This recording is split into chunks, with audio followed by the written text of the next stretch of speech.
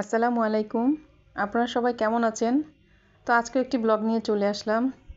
তো আজকে সকাল সকাল উঠেই ভাবতেছি আজকে কি করা যায়। তো তারপর ফ্রিজে যে শাক ছিল ধনেপাতা ছিল, শাক ছিল। ধনেপাতাটা হচ্ছে আমি রসুন, কাঁচামরিচ আর হচ্ছে আমি একটু তেঁতুল দিব। আমি সবসময় যখনই ধনেপাতা ভর্তাটা করি আসলে একটু তেঁতুল দিয়ে নেই। একটু তেঁতুল দিয়ে করলে কি একটু টকটক হয়, খেতেও ভালো লাগে। আপনারা একটা ট্রাই করতে পারেন। অনেকে হয়তো লেবু দেয়, বাট আমি একটু তেঁতুলটা দেই, আমার কাছে খুব ভালো লাগে। টকটক হয়, খেতেও ভালো লাগে। তো এই যে তারপরে শাকটাও বেটে নিয়েছিলাম, শাকটা বেটে তারপরে হাত দিয়ে কচলিয়ে ভর্তাটা করেছিলাম। তারপরে হচ্ছে খিচুড়ি রান্না করব, এর জন্য কি ডিম ভুনা করতে হবে। তো বাচ্চাদের জন্য, বাচ্চারা তো আর ভর্তাটা খাবে না, এর জন্য ওদের জন্য আবার ডিম ভুনা করলাম। তারপরে এই তো আমার ভর্তাটাও সুন্দর, কালারটা সুন্দর আসছে। জানি না ভিডিওতে কেমন দেখা যাচ্ছে। তো কালারটা ভালোই লাগতেছে আর খেতেও ভালো হয়েছিল, আমার হাজব্যান্ডও বললো খুব ভালো হয়েছে। আর ডিম ভুনা করলাম, আর এখন হচ্ছে ওই যে ঝরঝরে খিচুড়ি বলেছিলাম, তো ওটাই এই যে রান্না করলাম। ভালোই হয়েছে, মোটামুটি ঝরঝরে হয়ে গেছে। আর আমি এই খিচুড়িটা করেছি হচ্ছে আপনার মুগ ডাল দিয়ে। আমি সবসময় খিচুড়ি রান্না করলে আসলে মুগ ডাল দিয়েই করি, আমার খুব ভালো লাগে। আর মসুরি ডাল দিয়ে অতটা খাওয়া হয় না, মুগ ডাল দিয়ে দেখা যায় খাওয়া হয়।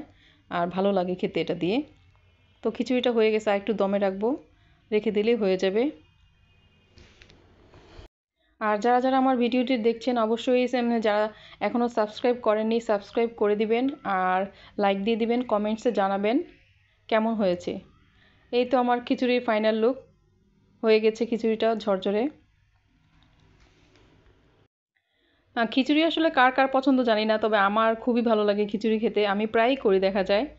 আর শীতের মধ্যে যে সবজি দিয়ে একটা খিচুড়ি করা হয়, ওইটাও আরেকদিন করব, দেখাবো ওটা। তো আজকে এই ঝরঝরে খিচুড়িটাই করলাম, তো এটাই শেয়ার করলাম আপনাদের সাথে।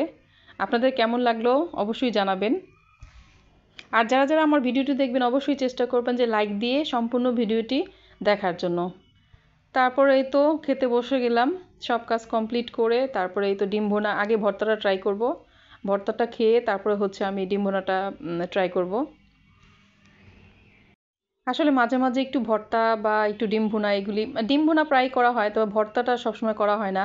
হঠাৎ একদিন ভর্তা করলে আসলে ভালোই লাগে। আর ভর্তা কিন্তু ভাত দিয়েও ভালো লাগে। আর এখন তো একটু ঠান্ডা পড়তেছে, দেখা যায় যে অনেক ধরনের ভর্তা। আর নতুন আলুর যে ভর্তাটা, ওইটা একদিন করব। তো ওইটা করলে তারপর আপনাদের কাছে শেয়ার করব। তো আজকে এই দুইটা মানে লাউ শাক ছিল, ওই লাউ শাক ভর্তাটা করেছিলাম, আর হচ্ছে ধনেপাতাটা ভর্তা করেছিলাম। খুবই ভালো হয়েছিল।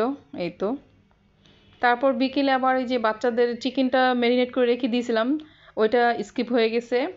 তো এইটাই ওদের বিকেলে একটু ভেজে দিচ্ছি। কয়েক পিস ছিল, ফার্মের মুরগি ছিল, ওইটাই ওদেরকে একটু ভেজে দিব।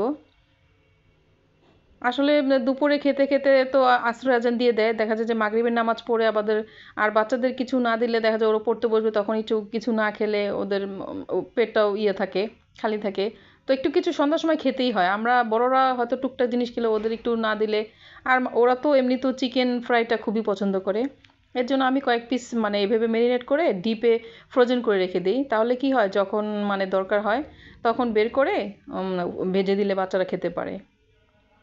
তারপর এই তো মেয়ে আবার ওই যে চকলেট কফির বায়না করলো, তো ওরে আর এই চকলেট কফিটা আসলে আমাদের বাসার সাথেই এখানে একটা দোকান আছে, কফির দোকান, ওখান থেকেই। আর অতটা ঠান্ডা দেয়নি এটা, মোটামুটি আমি নর্মাল করে নিছি। মেয়েটা এটা দেখলেই বায়না করে, একটু নিচে হাঁটতে যাব তখন দেখলেই বায়না করে। এই তো সবাই ভালো থাকবেন, আল্লাহ হাফেজ।